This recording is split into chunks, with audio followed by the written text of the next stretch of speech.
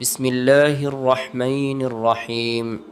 নবীজি সাল্লাল্লাহু আলাইহি ওয়াসাল্লাম তিনি নূরও আবার মানুষও। নবীজি সাল্লাল্লাহু আলাইহি ওয়াসাল্লাম নূর দিয়ে সৃষ্টি, এর কুরআনী দলিল আছে কি? এই প্রশ্নে অনেকেই বিভ্রান্ত হন, তাই ধীরে ধীরে পরিষ্কারভাবে বুঝতে হবে। কুরআনে সরাসরি কোথাও বলা হয়নি নবী মুহাম্মদ সাল্লাল্লাহু আলাইহি ওয়াসাল্লাম নূর দিয়ে সৃষ্টি হয়েছেন।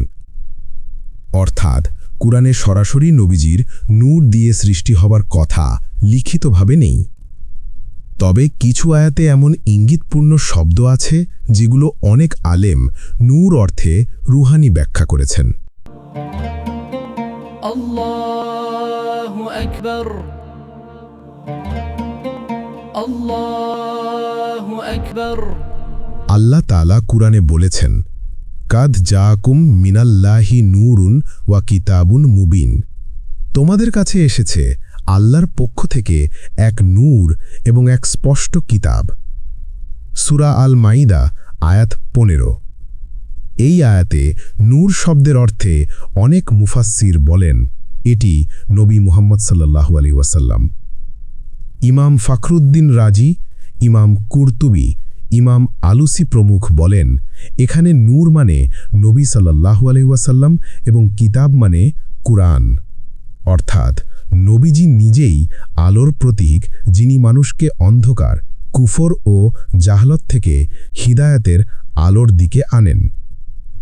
অন্য আয়াতে আল্লাহ বলেছেন, ইয়া আইয়ুহান নবিয়্যু ইন্না আরসালনাকা শাহিদান ওয়া মুবাশশিরান ওয়া নাযীরান ওয়া দাইয়ান ইলাল্লাহি বিইজনিহি ওয়া সিরাজান মুনীরান।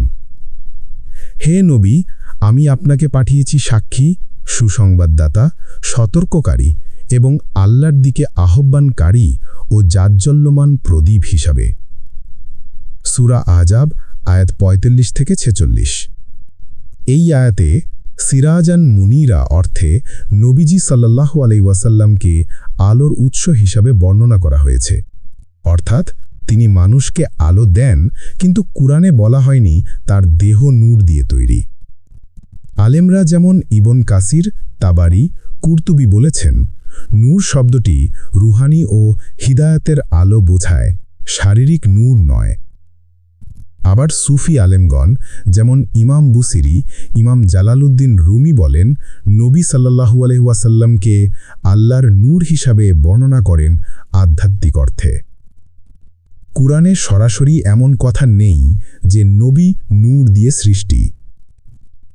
আবার কুরআনে ইঙ্গিত আছে যে নবীজিকে নূর আবার সিরাজান মুনীরা বলা হয়েছে। নবী মুহাম্মদ সাল্লাল্লাহু আলাইহি ওয়াসাল্লাম আল্লাহর নূর অর্থে হিদায়াতের আলো, রহমতের উৎস বোঝানো হয়েছে, কিন্তু তিনি মানুষও, আদম আলাইহিস সালামের বংশধর। ফলো, লাইক, কমেন্ট করুন যেন এমন আরও কন্টেন্ট আপনার কাছে পৌঁছে যায়। ইসলাম প্রচারে আপনার একটি শেয়ারই হতে পারে কারো হেদায়েতের দরজা।